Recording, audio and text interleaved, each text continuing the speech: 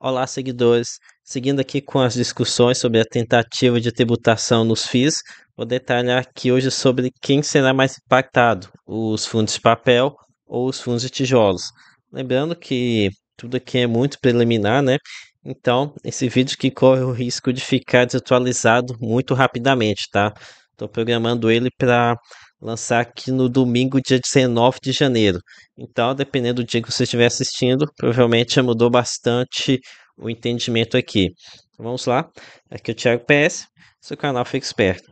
Pois bem, vou começar aqui com um fator favorável aqui para os fundos de papel, que acredito que vai ser muito importante aqui ao analisarmos esse tema de tributação. Aqui no caso, a duration e a renovação dos fundos. Ou seja, aqui que a gente fala de duration, a gente está falando sobre o tempo médio para os recursos investidos no CRIs voltarem para o fundo. E acho que esse ponto aqui beneficia muito os fundos de papel, né? Porque a papelada, naturalmente, ele tem uma renovação do portfólio de tempos em tempos. Então, é da natureza do fundo acontecer essa renovação. Os gestores não têm que ficar fazendo giros, sendo ativos para que essa renovação aconteça para novo patamar, uma nova característica do mercado, no caso tributado, né, que a gente teria que buscar rentabilidades maiores. De forma que, em algum momento, caso o CRI esteja adimplentes, claro, né, o fundo ele consegue se renovar. E com isso ele consegue comprar ativos com uma remuneração ajustada à nova realidade da tributação. Diferente dos fundos de tijolos, que para isso tem que acontecer a venda, né, do imóvel, então fazer a troca do inquilino, algo muito mais trabalhoso. Então, aqui no fundo de papel, a gente tem essa renovação, ela está sempre acontecendo, né, de forma gradual, e a velocidade com que o fundo se renova, ela é medida pela duration, e quanto mais baixa, mais rapidamente o fundo se renova. E aqui no caso, dar aqui algumas dicas aqui para vocês com relação à duration. Fundos indexados ao CDI geralmente possuem uma duration mais curta nos seus CRIs, já que muitas das vezes são financiamentos mais de curto prazo. Isso daqui ficou bem evidente, principalmente nos FIAGos, onde eu vi aparecer vários fundos com duration de 2 anos, 1 ano e alguma coisa, então realmente é um financiamento de bem curto prazo mesmo. E já os fundos majoritariamente com indexação IPCA tendem a ter uma duration mais elevada, pois financiamentos de longo prazo quase sempre vão estar com CRIs indexados ao IPCA.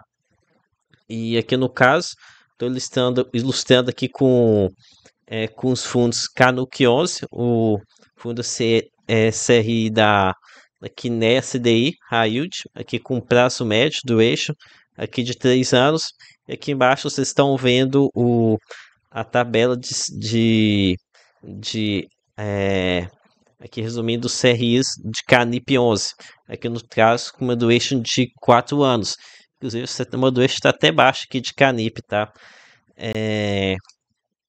Então, apesar que. Não, pera aí. Tá estranho aqui. Prazo médio e duration. Entendi essa tabela aqui de Canip, não, tá? Em tese, prazo Canip duration é o prazo médio, né? Entendi essa aqui daqui, né? Não. Mas enfim. É, Seguindo aqui outro ponto. Além disso, a questão da diferença entre fundos CDI e fundos IPCA, fundos high grade geralmente possuem uma duration mais elevada, já que os seus devedores com um perfil de crédito melhor, um bom perfil de crédito, eles conseguem barganhar vencimentos mais longos e amortizações mais próximas ao vencimento, ou seja, conseguem barganhar carências maiores de amortização no começo da dívida, né? E alguns deles, aqueles que têm um perfil de crédito excelente, conseguem até mesmo amortizações bullet, ou seja, quitando o principal tudo no vencimento do ativo. Ou seja, vai pagando juros assim ao longo da vida do CRI, no final, quita toda a dívida do principal. Tem alguns casos que já vi também que nem juros paga ao longo do CRI, tá? Só paga tudo lá no final. Vi isso acontecer muito lá em 2020, 2021, quando as condições estavam muito favoráveis para os devedores. Mas enfim, aqui no slide estou exemplificando com o CPTS-11, um fundo que em sua carteira de CRIs é bem puxado para o high grade. E notem aqui uma duration de 4,88 anos. Ou traduzindo, cerca de 5 anos para aqui para o fundo conseguir se renovar significativamente. Ok, e para quem aqui ficou boiando nesse papo de duration, é um pouco mais complexo mesmo, tá? Meu livro tem uma seção explicando aqui esse assunto de forma bem calma aqui, com alguns exemplos, com alguns gráficos de amortização de preço unitário. Aproveitem que o download ele é gratuito e sem pedir nenhum dado seu. O link fica aqui na descrição de todos os vídeos. Então, temos aqui papel 1, tijolo 0 por enquanto. Agora, indo aqui para o segundo quesito. Aqui mais um ponto favorável a fundos de papel. Muitos dos CRIs eles financiam projetos ainda em desenvolvimento. E ainda mais aqui depois das novas diretrizes, lá que acho que foi o CMN que implantou no começo de 2024, limitando as empresas que podem emitir CRIs. Isso daqui favoreceu bastante as incorporadoras, né, que redirecionou CRs realmente para empresas imobiliárias. Ou seja, esse aqui é um ponto muito sensível aqui para o governo, que é o incentivo à geração de emprego. Ou seja, com o CRIs ele está querendo incentivar aqui o desenvolvimento, construção, o que gera muitos empregos, que é o que o governo quer, né? Então, por isso eu acho mais difícil que essa tributação passe para os fundos de papel, já que ele tem essa função de dar crédito para projetos em desenvolvimento. E então, acredito que por isso, fundos de papel têm mais chance de serem poupados, principalmente os fundos de infraestrutura, né? Esse daí, então, aí nem se fala de que o governo tem interesse de, de, de estimular. Já o fundo de tijolo, fundo de desenvolvimento quase não foram para frente aqui no nosso mercado. E projetos de desenvolvimento aqui na carteira dos fundos de tijolo quase são inexistentes. Quando tem, é uns 10% no máximo. Então, a maioria das coisas são projetos já desenvolvidos. Então, acho que não tem um pouco menos de apelo para o governo incentivar esse tipo de fundo, né? Esse que não está gerando tanto emprego assim diretamente. Então, tem aqui papel 2, tijolo 0. Caso vocês estejam discordando aqui da minha opinião, fique à vontade para deixar nos comentários, tá?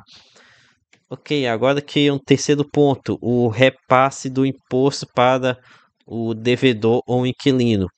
Esse daqui é um ponto mais nebuloso, pois eles precisariam saber como se daria essa tributação, né?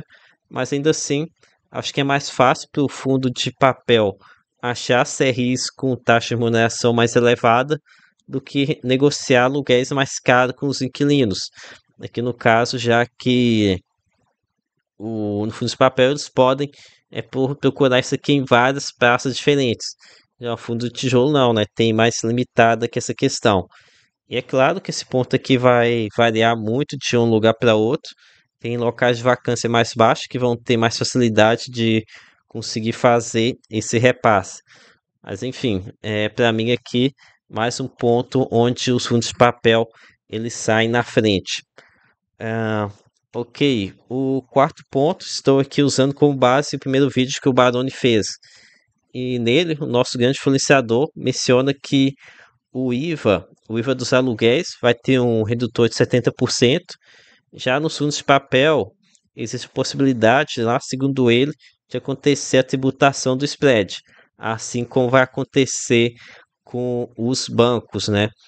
E segundo ele, o impacto seria maior.